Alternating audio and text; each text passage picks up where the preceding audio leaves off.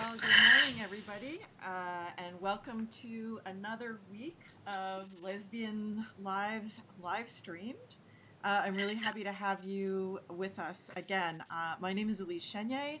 I'm a historian at Simon Fraser University, and I am where I'm streaming from, which is the traditional and unceded land of the Musqueam, Squamish, and Tsleil-Waututh people.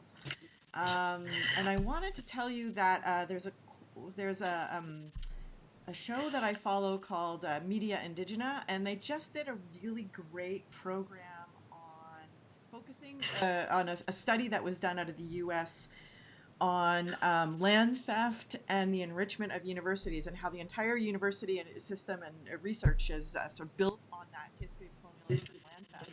And I'm going to share the link to that on our Facebook page. And when I figure out how to do all these little tricks on the YouTube page for this one too, so you can have a listen to it as well. But it's a great show, and that one in particular is of course connected to me and the work I do, and yeah, and the career I have and all that. So as some of you who've been here know, on March 8th, we opened an exhibit called An Army of Lovers, which is based on oral history interviews that were done by myself, a student of mine, Kirsten, and then a class that I had last fall. And what I was interested in finding out about is lesbian experience in the women's movement. And I was interested in that in particular because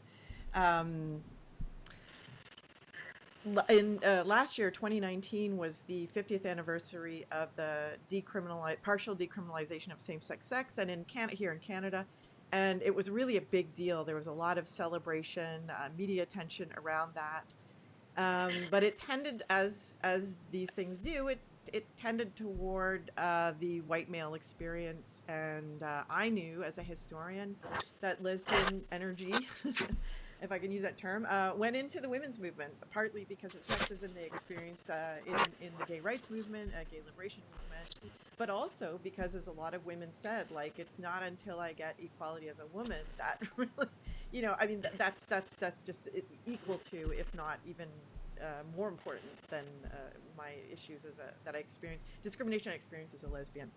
So I wanted to draw attention to that really important and rich history. And I have the great fortune of, I feel like I was brought up by the generation of women who cut their teeth in feminist politics in the 70s and 80s. I got involved in the women's movement in 1989 as a result, partly of the Montreal Massacre, was just kind of happened right at that time that I was an undergrad, going to school, and I was a single mom, raising my daughter, came out shortly after that. So that was a really rich moment for me, and I kind of got to be parented, mentored, raised up by this amazing generation of women in Toronto. And now that I'm in Vancouver, I've gotten to know the locals here, and I'm also thrilled as an Ontarian. So much of our history is really based in Ontario for English Canada, and Vancouver was just such a rich, incredibly, and continues to be a very, very rich place. So I'm really happy to have the opportunity to highlight what's coming out of Vancouver. So I wanted to let you know that the exhibit will eventually travel across Canada. But of course, right now it's kind of in storage, so to speak. So what we've decided to do is bring it online. So you can see the entire exhibit, which is a series of banners, online on the the Archives of Lesbian Oral Testimony website. And you can also see the banner for Esther Shannon, who I'm going to bring into this call now. There you are, Esther. You're on screen with us. Hi, Esther. Good morning. Hi, good morning. Hi. So thank you so much for participating both in the exhibit with my students and then, of course, in what we're doing here today. It's really great to see you.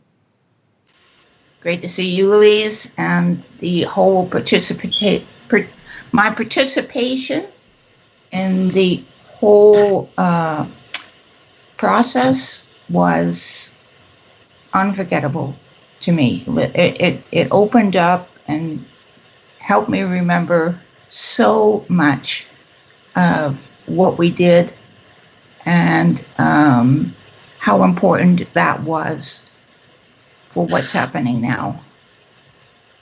That's really great to hear.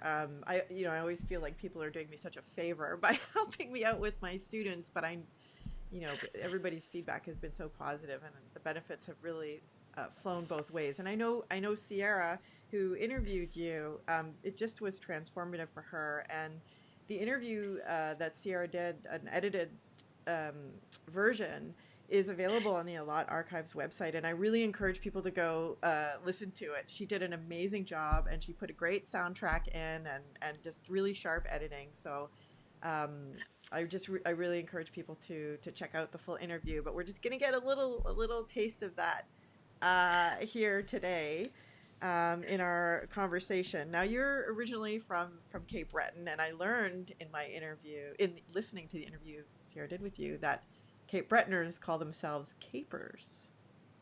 That's right. Yes.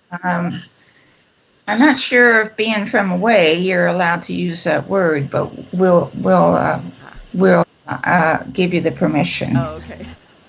Thank for today only. thank you. You gotta watch the come from aways, you know. I see, right. Especially on this other coast. Oh, indeed.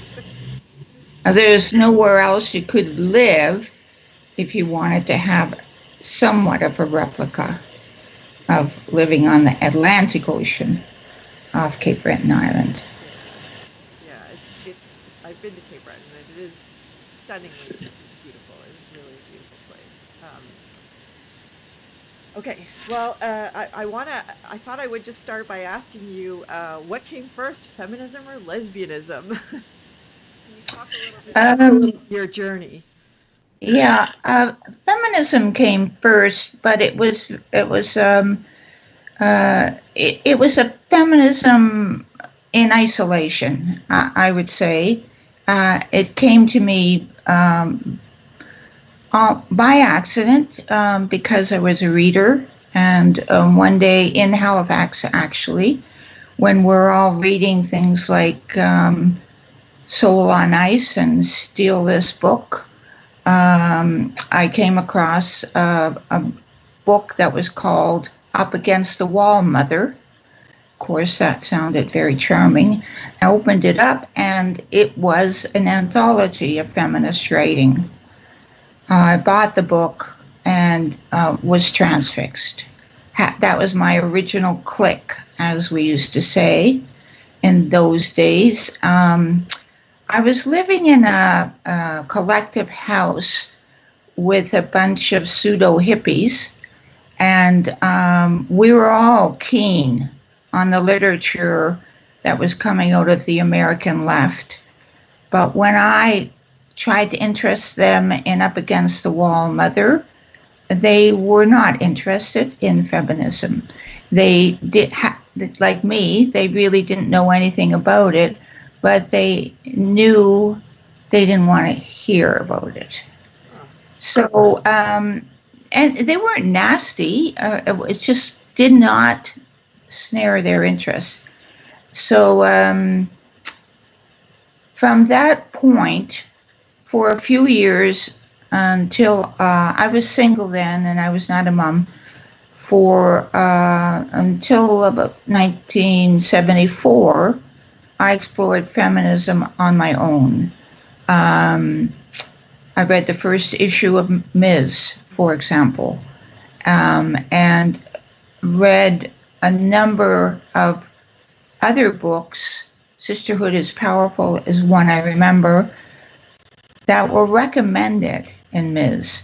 So many of us had problems with Ms., but for a woman on her own, not a part of a movement, Ms., like all feminist publications, provided an entry point where you could learn more. You could find out I could find out there was such a thing as a women's movement, even though I couldn't find it. I then moved to Powell River and had my second child in Powell River. And in Powell River was amongst a group of women who in 1975, the year of the woman, as Pierre Trudeau said, why not? Yeah. There was money available through the federal government for community projects. And through that money, we managed to open the Powell River Women's Center. And so up until that point, I was a feminist. I remained a feminist, but interestingly, it was being part of a group that was opening a women's center that opened the door to my first encounter is too hard a word, my first experience as a lesbian. In other words, we were working together. I used to have this theory of lesbianism that it was strictly based on availability. Like if you lived in a collective house and there were a collective lesbian house and there were two lesbians that didn't have a partner, within a month they would be partners. Yeah. Proximity, passion Yeah. by proximity. Yeah, proximity. I didn't use it. I called it availability. Yeah. So I became a feminist first, and then became a lesbian. But I did have some experiences of the women's movement while living in Powell River, but we had to travel out to Victoria and Vancouver to participate in political events such as International Women's Day and Women's Rally for Action. There was no movement in Powell River. What? There was no women's movement in Powell River. There you are in a small community, and you open a women's center. So what kind of services were you providing? What were what was needed? What were the needs in Powell River? What kinds of things did you guys get up to, and advocacy were you doing, and so on? Well, I have to say we didn't have a clue. We didn't know what we were doing. It was all, what do we do now? Okay, let's try this. We put together some basic information and referral, access to the Women's Health Collective in Vancouver, for example, and that's actually, I have an interesting story about that. The woman, I don't think I'm violating her confidentiality, but the woman who did a story for the town newspaper later called us, and I happened to answer the phone, and I had been interviewed by her for the story, and she was really, the call was very tense and anxious and uncertain as to whether she could tell me what she needed. What she needed was an abortion. And she didn't have any idea how to get one, where to get one. She knew nothing about it, but she was desperate. Just because we had opened several months before, and we had heard about the Health Collective, and we also had heard about Kinesis, the feminist newspaper, which gave out all that kind of information.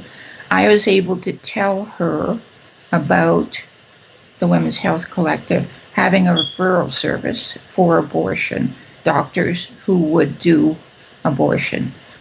This was when abortion was not legal. So the Health Collective took on the service very confidentially with anyone who contacted them for information about wanting to get an abortion. So she went to Vancouver and she got an abortion, and it changed her life. It changed her life. I have a photograph.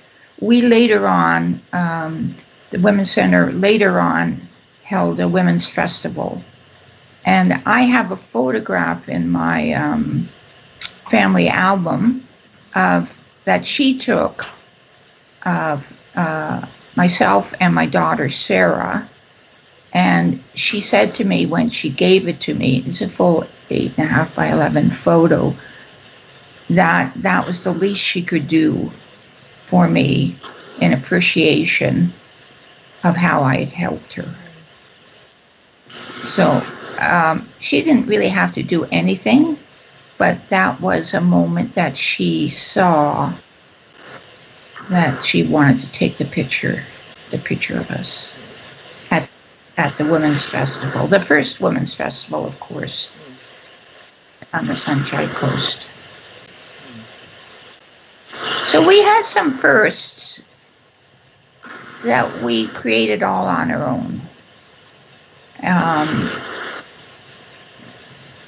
We were not terribly welcomed by the community, and not by the hippie community as well. They pretty much were the same as the guys in the hardware store, the hippie men, as far as feminism and the Women's Center went. As it turns out, I got outed as a lesbian, and so did my lover in Powell River, when we several of us went to Victoria to participate in a women's rally, and we were billeted at a house, sleeping on the floor, and my lover and I got busy on the floor at night, and guess we were a little too loud. And on the way back to Powell River, we had to stop for several coffees while our fellow Women's Center friend had to process her feelings about sleeping with lesbians. I mean, she honestly couldn't understand what was happening. So anyway, that was a little bit about Powell River. Yeah. One of the things that you were involved in was Upstream. Did you want to tell us a little bit about that? Upstream was where I found the women's movement. Yeah. I left Powell River. I had to leave Powell River to get my son, Ben. His father had taken him to Ontario, and without my permission. And so Sarah and I traveled to Cape Breton first to meet the grandparents, and then by way of Cape Breton, we came to Ottawa. I came to Ottawa because there was a feminist newspaper there, and it was called Upstream. And I'm not going to tell the whole long story, but within a few days of arriving in Ottawa, where I stayed at a transition house for a couple of days with my kids, Sarah and Ben, I got a woman who was looking for housemates, and I got together, and we set up a house, 2 mothers, 4 kids. And I think it was through her that I heard that the Upstream Collective was meeting on a particular night. So I went to that meeting, and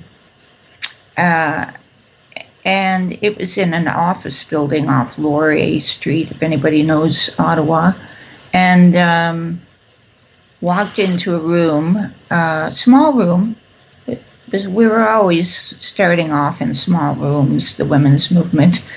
And there were about 25 women there. And not many people would consider me shy, but if you walk into a room of 25 women you've never seen before in your life, you're going to feel a little shy. Anyway, they welcomed me, and they carried on having their meeting. I was sitting there, unbelieving that they were so smart, they were so funny, they were so sarcastic, they were so engaged. They knew everything, it seemed to me, about the issues that they were talking about. Basically, they were planning the next issue. Most of them were lesbians. Many of them had taken journalism at Carleton University and had been involved with Cup University Press, which was an association of college presses, university presses across the country. So they knew a lot about putting together a newspaper, and they decided that it was time for a feminist newspaper in Ottawa, and they intended that it be a national newspaper, a national feminist newspaper, the first national feminist newspaper in Canada.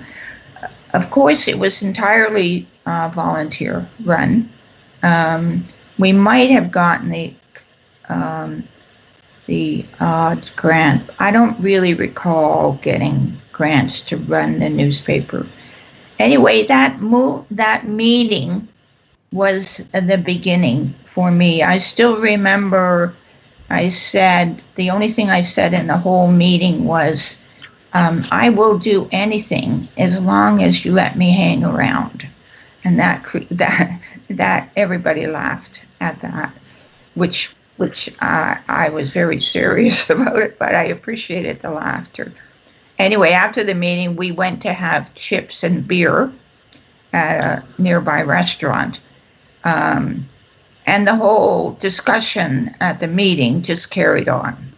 The whole discussion of women's issues, feminism, the government of Pierre Trudeau, they were very, publishing in Ottawa, they were very news-oriented, and they were very government-oriented, and they were very critical of the government. A few days after that meeting, I got a phone call from the coordinating editor. Every issue had a different editor, and she needed someone. Her name was Patty Daly, and I'm still in touch. We're still in touch with one another. And she needed someone to cover a story, and she wondered if I would do it. As I said, it was all volunteer. I said, sure. I had never written a news story before in my life, but I actually felt supported by the collective. The first article I wrote for Upstream was the first equal pay strike in Canadian history, which was which happened at the British American banknote company, the banknote company that printed our banknotes. The women, the clerical staff at the company, went on strike, which, of course, it was the British American banknote company could be a code word for stayed. I mean, it was very suit and tie, very old Ottawa. So I was going to go and interview the president of the company. Pat suggested that would be a good start. So I went. It was winter. It was snowing. I had a coat. I was wearing sneakers. I had very long hair. It was never styled. And I went through the iron gates of the British American Banknote Company and knocked on the door and then opened it and came into a lobby. And soon a woman came and asked me who I was, what I wanted. I said I was a reporter for the Upstream newspaper and I wanted to speak to the president. Now, I was a naive young woman at the time, but I wasn't so naive to imagine that coming to the banknote company in my sneakers with a sodden notebook would get me to see the president of the banknote company. So no one was more astonished than I was when he turned up in this little lobby with two of his executives, and I interviewed him. And The whole experience for me uh, demonstrated as nothing ever could the power of the press. Huh.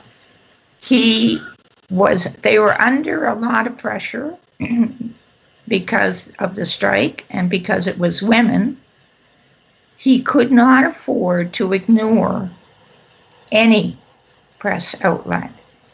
Even if he knew nothing about it, even if he didn't understand that it was he didn't understand anything about it.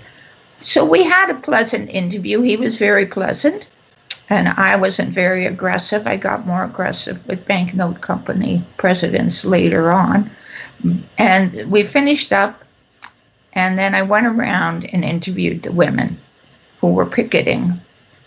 And they were immensely excited by their action, by the fact that they had so much solidarity, and they were just excited that they were out there.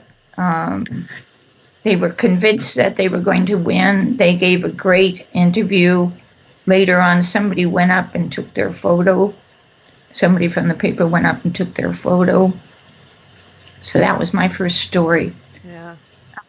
I wrote the story amidst, back home, amidst the four yelling and laughing and kicking around kids. And I brought it to the upstream office, and it was given to someone to edit. And when I got it back, it looked like a page of hieroglyphics. But and that was because of proofers' marks. And I was thrilled. I was totally thrilled. And the editor said to her, "She's not a bad writer." So that was upstream. Upstream was the gateway to the Ottawa women's movement, which at the time was very, very active. It had its own women's center. It had a transition house. It did rallies and marches, and it was full of lesbians. And so that meant there were lesbian dances in a room underneath the parking lot. That's where the lesbian dances were held. But that room was bright, loud. That's I just say that we were no different. Our community, in the activities that we did, and the way that we lesbians loved and entertained each other, was the same as every opening feminist movement community in the country. And I also want to say at this point, I should have said it earlier, that I am just one lesbian feminist from Vancouver. And I don't represent nearly the number and the commitment of all of the feminists and lesbians who built the movement in Vancouver from the late 1970s until today. And I have a lot of gratitude to those women, not only because of the work they did, which was enormous, but also because of everything they taught me. And I want to mention them.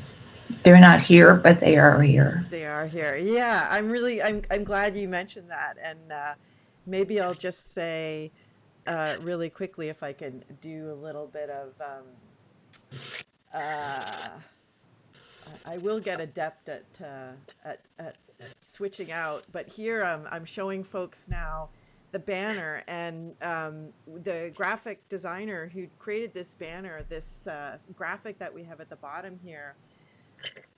We understood that the movement was about the collective. It wasn't about individuals. And in fact, movement politics at the time really rejected the notion of the sort of personality figure at the top.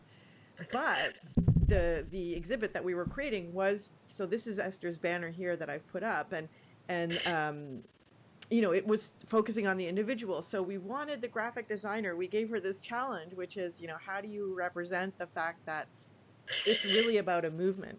And of course, feminism often gets talked about in waves.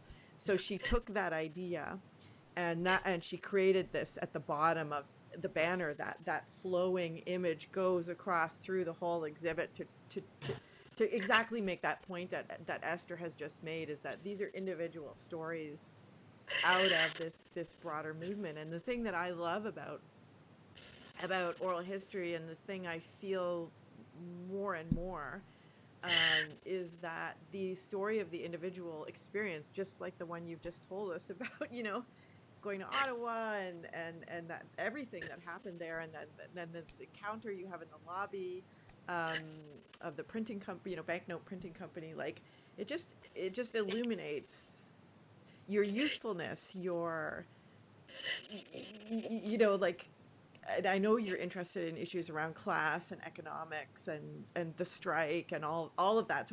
So the single story really illuminates so much, and I know certainly for my students, they connect so much more strongly and powerfully to the past. And of course, when we do oral history, it can only be the recent-ish past.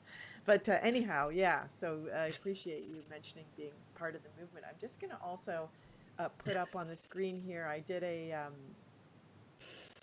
close-up of the section of Esther's banner, so you can see a photo of their Esther from 1975. So when she talked about having long hair and it was never styled, and there you go.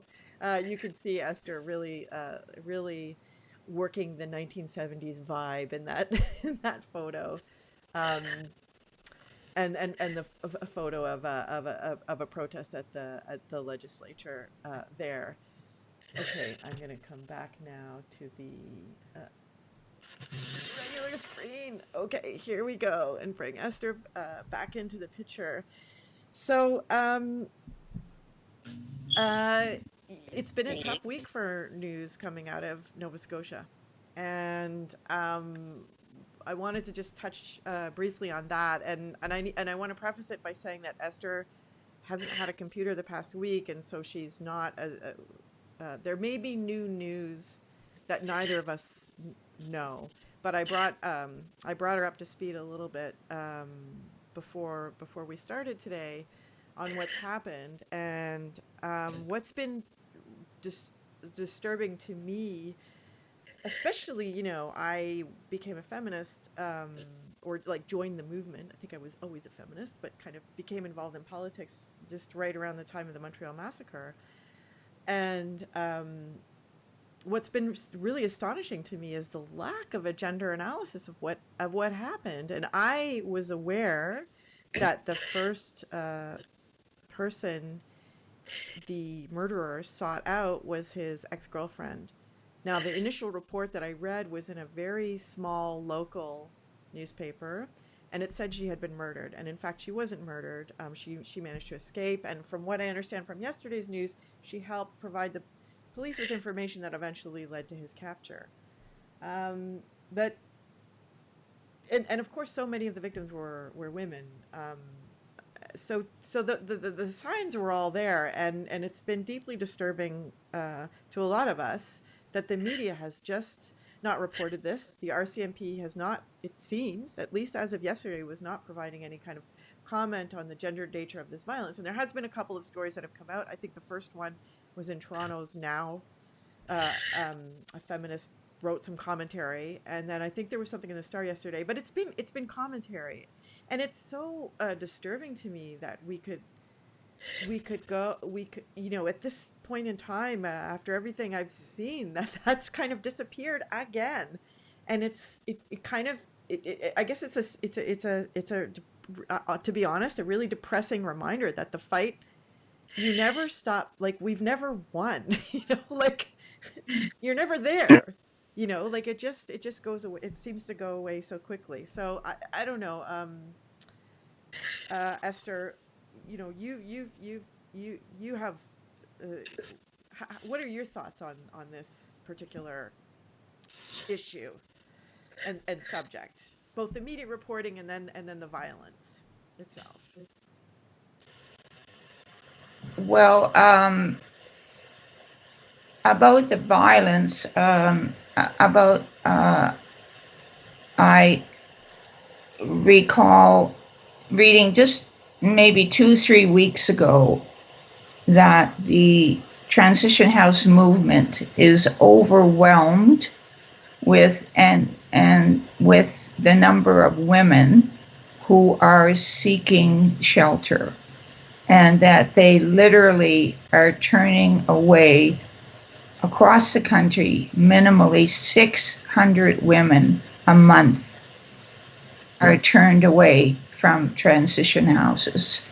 So that really gives you the strong feeling that nothing has changed, not only with violence against women, but also with the government's willingness to provide services that help protect them and leave their violent situations and build new lives. Specifically, since we don't know very much, then the RCMP is not releasing information.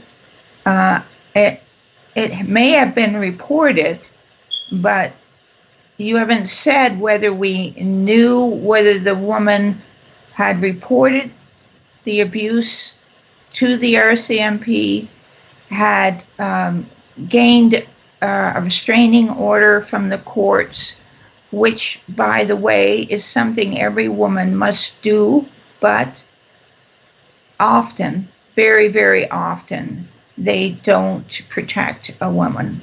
So we don't know any of that, and maybe she did. Maybe she did, and maybe she didn't. What we do know is the woman lived in an isolated Nova Scotia community, a very far from even a medium-sized town like Truro, let alone from Halifax, the capital of the province, which says to me that there were no services there, that the woman, if she wanted, excuse me, if she wanted to gain the help of women in a transition house, she would have to leave her community. She would have to go to perhaps Truro, definitely Halifax, but you put that alongside with the fact that many houses can't accept the numbers of women that are coming to them. You have to wonder whether or not she would have been successful in finding a place to stay. Women who are dealing with violence in the home in small, isolated rural communities are often reluctant to report or to attend, to leave town or to get the help of a friend, because the rumors go around the town just like a wildfire. There's something wrong with that family. And of course, the judgments come falling down, and the judgments come falling on the woman, and particularly if she has children. So the whole situation that she faced would have been terrifying. And I consider the use of that word, it's not an exaggeration. It would have been terrifying, and then it was for the 22 people, mostly women, that this man murdered. And the fact that she got away is nothing short of miraculous. I'm sure she didn't have a gun. Perhaps it was the fact that he took his attention off her for a second because he thought he had her cowed or frightened, as he had so many times before, that enabled her to get away. I mean, so many women don't get away because there's no way to get away, even from the violence in the home, with the economic consequences of leaving your male partner, who most often is the wage earner even today, or at least the person who's making enough money to live on. Although in Nova Scotia, that's a failed subject. Really, the economic situation there has always been dire.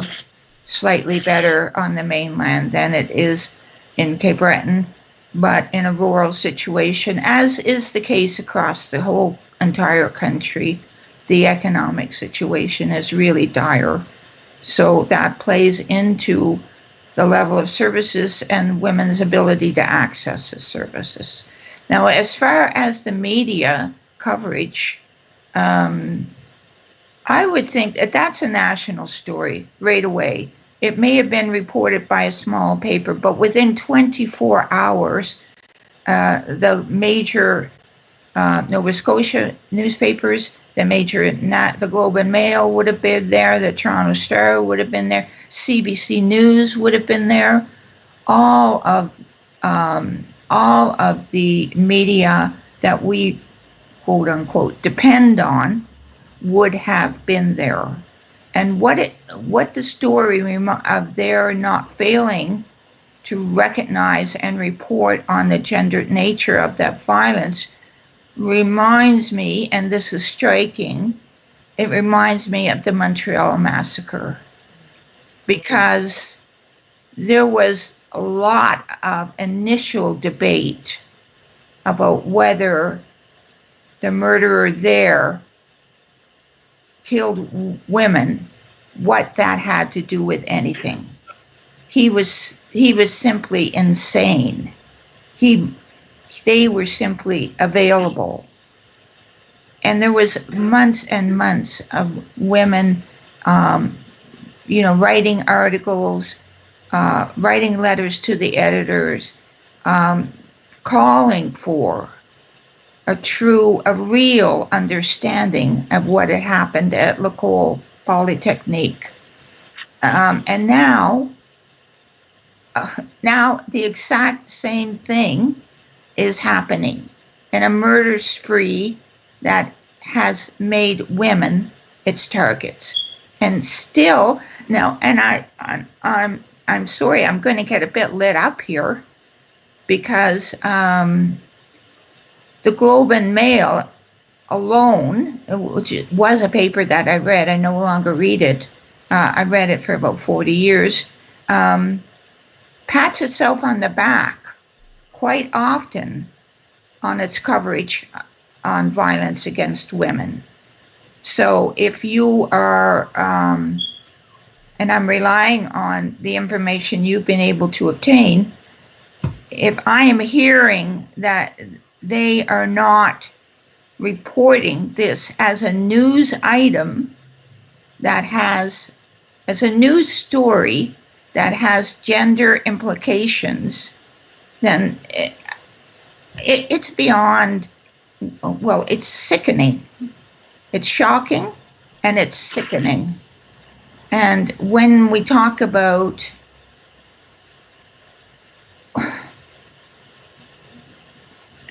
how can we talk about change today when the institutions that we rely upon to tell us what is going on in our country evade the truth?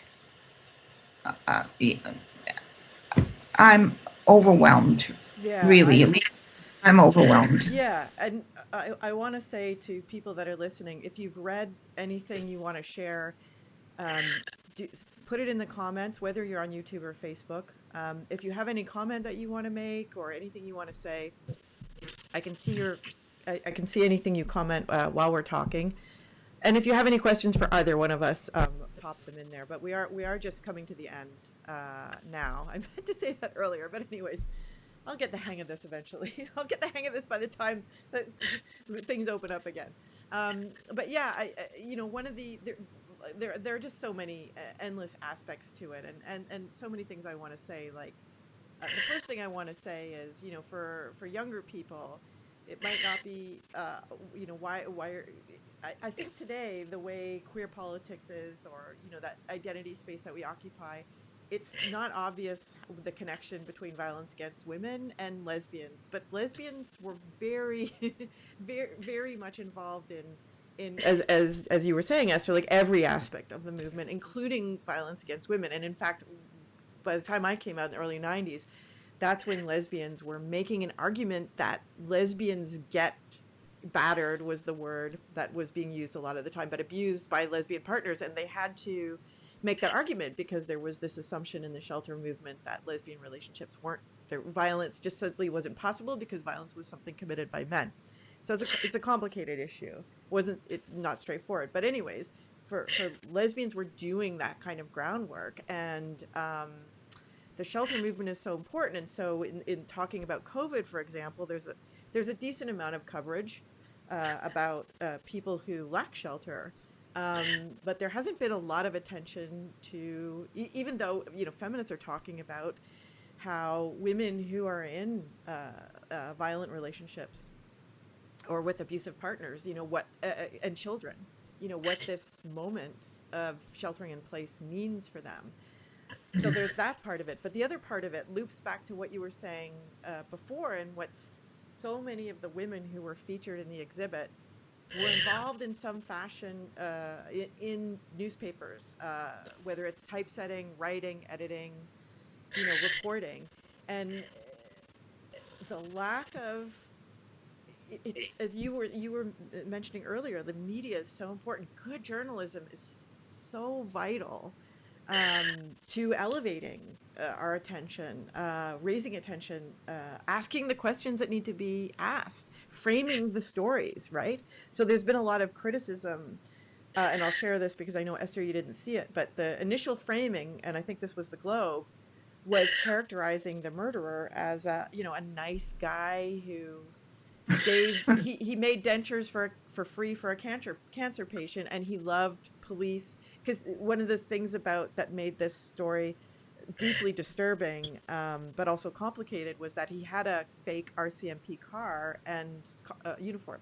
So he actually committed all these crimes posing as an RCMP officer. So it focused on, he loved the police, was fascinated with police, nice, quiet guy. And the Globe has since retracted that headline. But as I say, we're kind of fighting these battles that were fought 70 years ago. So one of the things, I guess maybe the where I'll end today is by saying that one of the things I've been doing with my work, and this project, is connecting the younger generation, because they're no different than us. They care about these issues. They understand there's gender inequality, gender violence.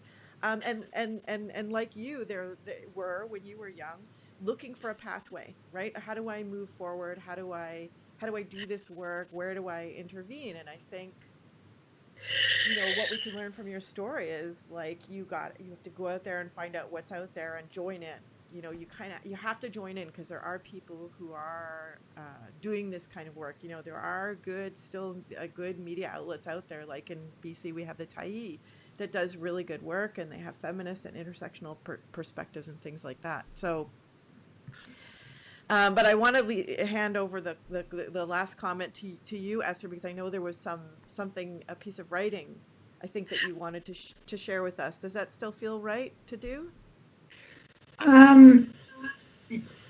No, I don't want to do that. Okay. Because I want to speak to the young women who are looking to get involved generally, but specifically on violence issues, because I think we need a whole new campaign, a whole new anti-violence campaign, to wrench from the federal government the money to not only establish more transition houses, but to make sure that the current transition houses are properly funded, which they have not been for years.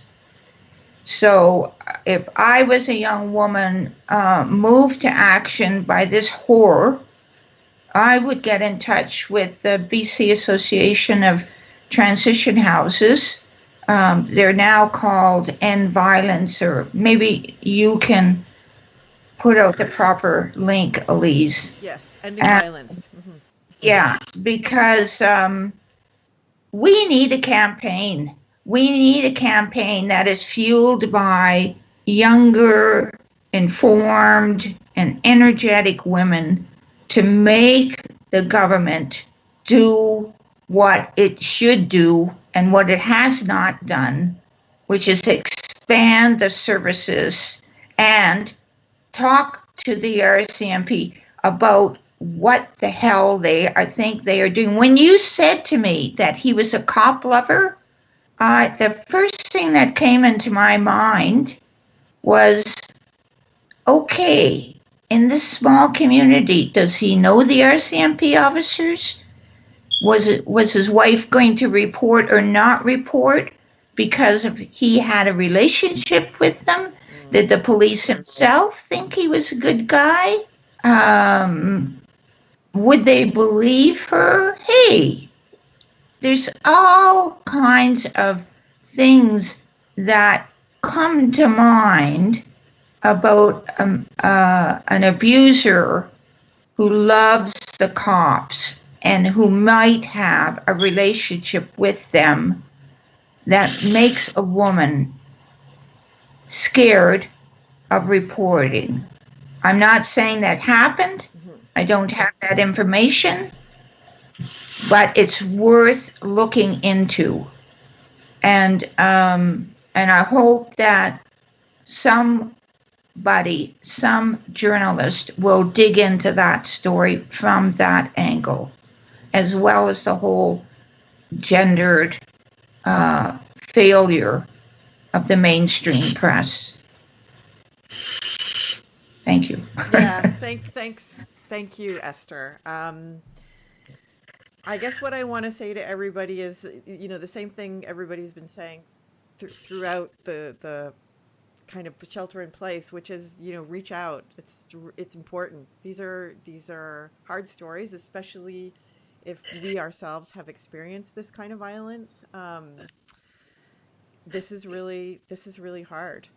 So it's more important than ever to reach out to your community, or to find community. And I hope all of you out there listening in have that. Or if you don't, find it within yourself to go out and look for it, because it is out there for you. And we can't do any of this alone. We need each other, right? I need you, Esther. Well, I'm always willing, ready and willing to stand up. And I'm really glad that you made the point here. I'm going to rush into this. Some of what I said might discourage a woman needing services to go to a service. But the women at that service will make sure that she is looked after somehow. So don't ever feel there's no point. There is always women there that will help you. And I know that for a fact. That's right. Absolutely. Do not hesitate to reach out. And if you think somebody might need help, don't hesitate to reach out to them either. Okay, well, on that note, Esther, I'm going to say, don't hang up, Esther. I'm going to end this recording, but we'll chat. But to all of you out there who have tuned in, I hope you enjoyed spending a little bit of your time today with us. We'll be back next week. There's a new book coming out. I should have brought what's coming next week. I think it might be, there's a new book coming out on the abortion caravan, which was really important. And if you don't know about it, you're going to learn about it. It from Vancouver. Yes, it started in Vancouver. Vancouver's so important. it's such an important city. And so one day, when I have time, I'll write the book about it. Or I'll get, we'll do it together collectively. But in any case, so thank you everybody for tuning in. Please come back next week. And I just want to say we do have an email list. So like the Archives of Lesbian Oral Testimony on Facebook, and then you'll see what's coming up. But we do have an email list. So if you want to get emails, let me know. You can just email me personally. But also I want to encourage folks to have a look at the exhibit, tootle around a little bit. It's really beautifully presented, and there's lots of little audio clips from the original interviews that were done with folks. And I hope you have a wonderful week. I hope you have some good food and some good Zoom and Skype calls with your pals. And I look forward to seeing everybody next week. And thank you again, Esther, very much. Thank you, Louise. Eloise.